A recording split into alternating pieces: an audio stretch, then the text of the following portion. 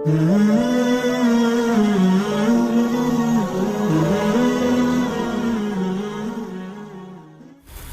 اللہ الرحمن الرحیم۔ دوستو، آج ہم حضرت آدم علیہ السلام کے بارے میں بات کریں گے۔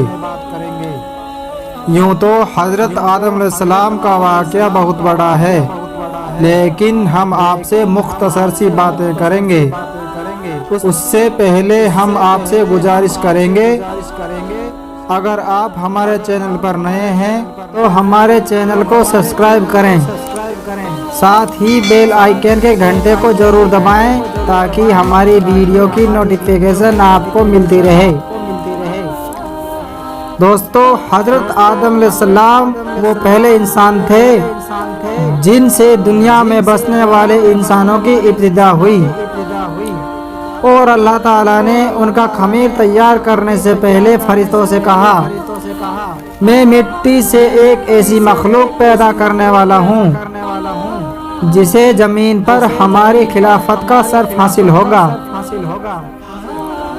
پھر سب سے پہلے حضرت آدم علیہ السلام کا خمیر گوندا گیا، اور جس مٹی سے آدم علیہ السلام کو بنایا، اس مٹی کو اللہ نے زمین کے ہر حصے سے لیا۔ انسان کا جسم کئی طرح کی مٹی سے مل کر بنا ہے۔ ایک مٹی کا پتلا تیار ہونے کے بعد اللہ نے اس پتلے میں جان پھونک دی، اور دیکھتے ہی دیکھتے وہ پتلا ایک زندہ انسان بن گیا۔ پھر اللہ نے فرشتوں کو حکم دیا، حضرت آدم علیہ السلام کے سامنے سجدہ کرو، اور تمام فرشتوں نے اللہ کے حکم کی اطاعت کی، اور سارے کے سارے فرشتے آدم علیہ السلام کے سجدے میں گر گئے،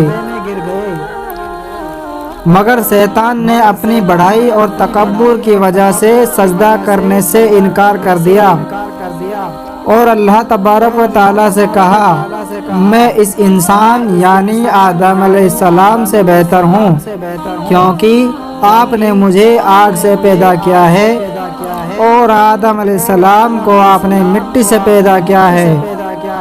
اور اس طرح ابلیس ہمیشہ کے لیے اللہ کی لعنت کا مستحق بن گیا۔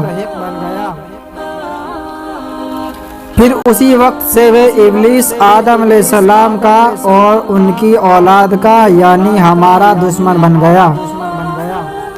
حضرت آدم علیہ السلام کی پیدائش کے بعد ایک عرصہ تک وہ جنت میں تنہا رہتے ہوئے بے چینی محسوس کرنے لگے، تو ان کی تسلی کے لیے اللہ تعالیٰ نے ان کی بائیں پسلی سے حضرت حوا علیہ السلام کو پیدا کیا۔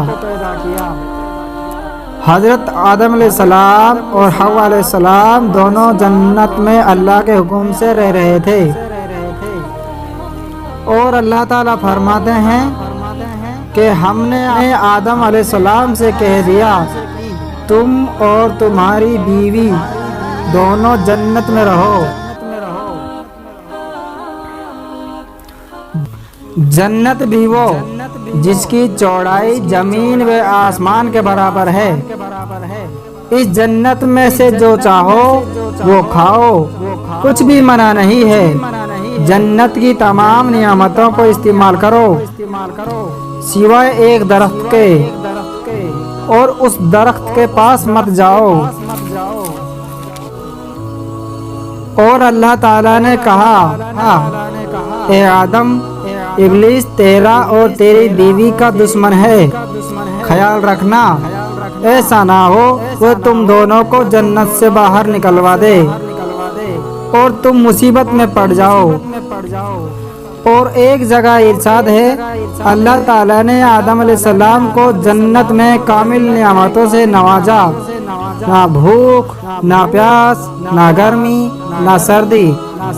تبھی شیطان نے انہیں پھسلانے کی کوشش شروع کر دی، اور ان کے دلوں میں وسوسہ ڈالنا شروع کر دیا، اور اللہ کی نافرمانی کے لیے اکسایا، اور کہا، یہ درخت بہت خوبصورت ہے، اور اس کا پھل کھانے کے بعد تم ہمیشہ جنت میں رہو گے۔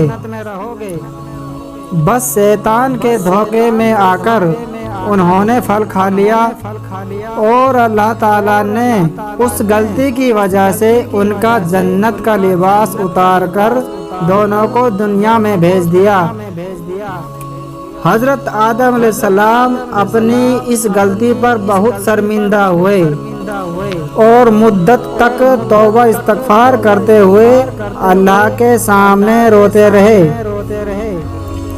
پھر اللہ تعالیٰ نے ان کی توبہ قبول فرمائی اور بیت اللہ کی تعمیر کی سعادت ان کے حصے میں آئی، اور اس طرح حضرت آدم علیہ السلام اور حضرت حوا علیہ السلام سے نسل انسانی کا سلسلہ شروع ہوا۔